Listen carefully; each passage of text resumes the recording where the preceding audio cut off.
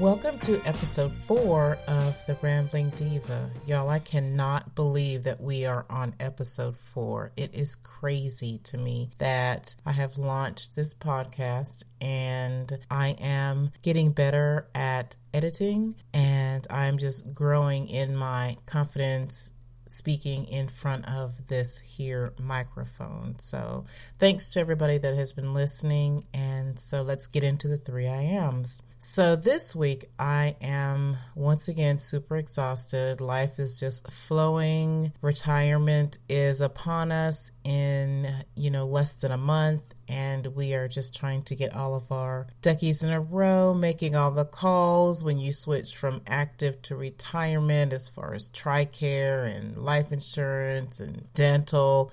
Y'all, it's just crazy. Number 2, I am grateful once again. I am super grateful that, the Lord has brought my husband back to me after many a crazy mission. We have had some discussions about some of the things that he's been through. I've been one of those wives that I don't really want to know about those things. If you come home, when you say you're going to come home, I'm good. If you, when you're away, if you call when you say you're going to call, I'm good. So I'm feeling super grateful hearing some of the stories that he has had to tell. And then number 3 I am super, super inspired. Like, Black people are bomb, y'all. I don't know if y'all know, but just going back and trying to get my thoughts together for this podcast, like, Black people are bomb. I am just super inspired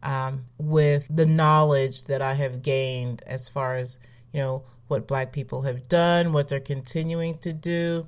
Like, I'm super inspired by this generation that is on fire for trying to, right some wrongs or stop some things that are trying to happen. Like, this generation is on fire, and some of us older people, we better get in it. We better get in it or that ship's gonna leave us. So let's just get into it. My topic for today is Black history. And so I have been just looking up little known things that I'll get into a little bit later, but just my experience. I talked about it a little bit. I think it was episode 1. My experience growing up in California, the Rainbow Coalition, and then moving to Hickory and, really Hickory, North Carolina, and really experiencing racism to the point where you would never guess, or some of my high school classmates would never have known that there was an actual point in time where I couldn't stand white people. Like, they were a pariah. Like, I would not have put them out if they were on fire. Like, I went to a dark place because the microaggressions, like, back then we didn't know there were microaggressions. We just knew that when, someone said something to us, it made us feel like a certain way. It was like, oh, that hurt. Or even just the outright, calling me a nigger. I was like, oh my goodness. So as time went along, I just didn't even want to fool with them. I joined the military and it was it was a little unnerving when I think back on how far the other way that I was going. And then lo and behold, like, look who I'm married to for 21 years, y'all. Oh my gosh. And this month is our anniversary month, Valentine's Day. I know, corny, but it's my day. So there. Okay. So back to what I was talking about as far as Black History Month. I was doing my research about little known, or they may be wide known to other people that were, that are more secure in their knowledge about Black history, but not to me, because, and this is not an excuse, it's just, life just happens. Like, I was, in the military, got married, had kids, I was caught up in the whole, I don't want to pick one race over another, or, I didn't want my husband to feel like, him being white didn't matter as much as me being Black. And, he's reassured me that he has never felt that way. So, I was like, okay. So I got to just Googling, what happened before Google. We actually had to open books and stuff. But I actually Googled Bayard Rustin. He is one of the founders of the civil rights group Southern Christian Leadership Conference. And it was him, it was Martin Luther King Jr., Ralph Abernathy, Fred Shuttlesworth, and Joseph Lowery. Like, they were the premier, the group that you most heard about when it came to civil rights, the fight for civil rights, back in the day. And then I found James Baldwin. Y'all, if y'all don't know who James Baldwin, I know who he is from some of his more famous works, but if you get a chance to delve into James Baldwin, just know that you are going to be nonstop. The quotes, the plays, he wrote novels. I wrote down 4 quotes from James Baldwin, and they were just life-altering because they made me look at things differently.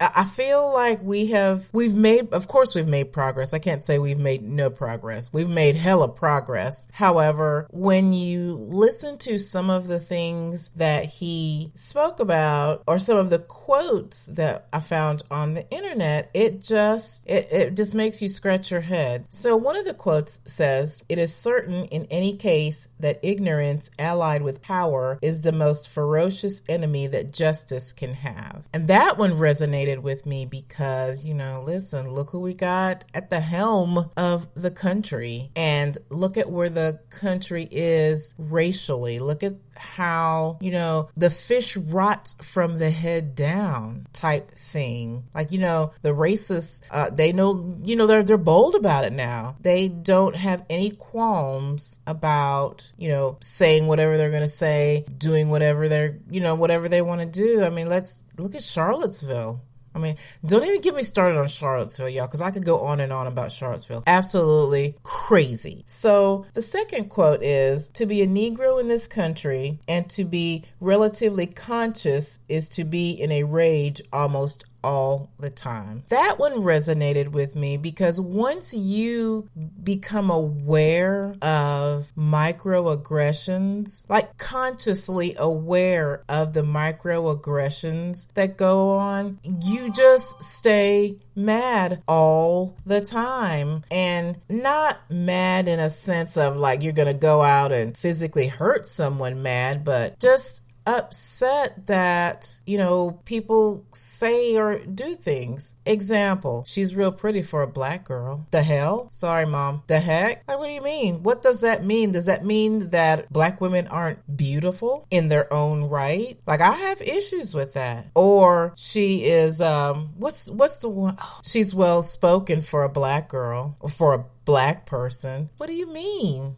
What does that mean? Like, I would really love to sit down with someone who says that or who thinks that. And it's like, what do you mean? Y'all, I can't even sometimes. The third one is, "American history is longer, larger, more various, more beautiful, and more terrible than anything anyone has ever said about it." That resonated with me because there is nothing that we can say that makes history worse than it is. Like, go look up pictures of lynchings. Go look up the picture of Emmett Till. There are just situations that have happened that no matter what you talk about, you'll never truly grasp how ugly or how beautiful a situation can be. And number 4, we can disagree and still love each other unless your disagreement is rooted in my oppression and denial of my humanity and right to exist. Like, I don't have an issue with people that, and my husband, we talked about this, and I don't have an issue with anybody having a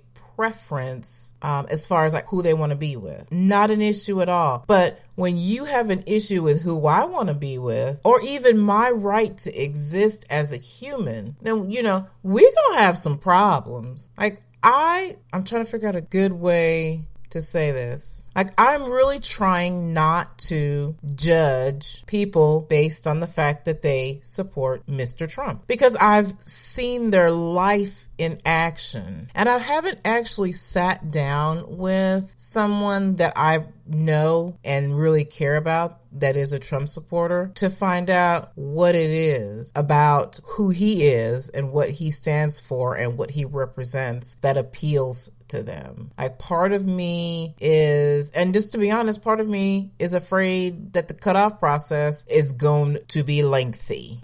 Right now, I can't think of one redeeming value in anything that Donald has done or said in his lifetime or in his 1 year at the presidency. Y'all, it's going to be, oh my gosh, it is going to be a long 3 years. I don't think he'll get impeached.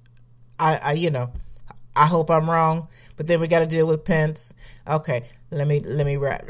Let me keep going. So, I don't have an issue with anybody and their preferences, because that's their life. As long as they're not harming anybody, I don't care. But when your belief system impedes what I want to do and I'm not hurting anybody, I'm just living my life, then we're going to have some problems. So, James Baldwin, I could just listen to him and read him all day. I think that's probably going to be my jam this month, just to really delve into really getting to know him and his works, because he really resonated with me. And so I hope I'm not going to get into any copyright infringement, but I just wanted to play something from him as food for thought. And one of these days I'm going to learn how to drop in sound bites in the podcast, but right now I'm just going to play it. So here it goes.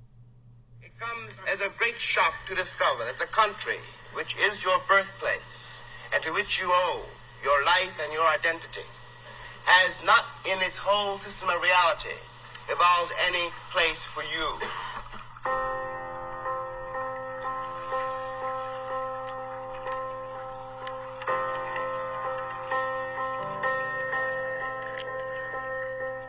It comes as a great shock around the age of 5 or 6 or 7 to discover that the flag to which you have pledged allegiance, along with everybody else, has not pledged allegiance to you. It comes as a great shock to discover that Gary Cooper killing off the Indians when you were rooting for Gary Cooper, that the Indians were you. When I was growing up, I was taught in American history books that Africa had no history, and neither did I. That I was a savage, about whom the less said the better, who had been saved by Europe and brought to America. And of course, I believed it. I didn't have much choice. Those are the only books there were. I am stating very seriously, and this is not an overstatement, that I picked the cotton, and I carried its market, and I built the railroads under someone else's whip. For nothing. For nothing. If one has got to prove one's title to the land, isn't 400 years enough? 400 years, at least 3 wars. The American soil is full of the corpses of my ancestors.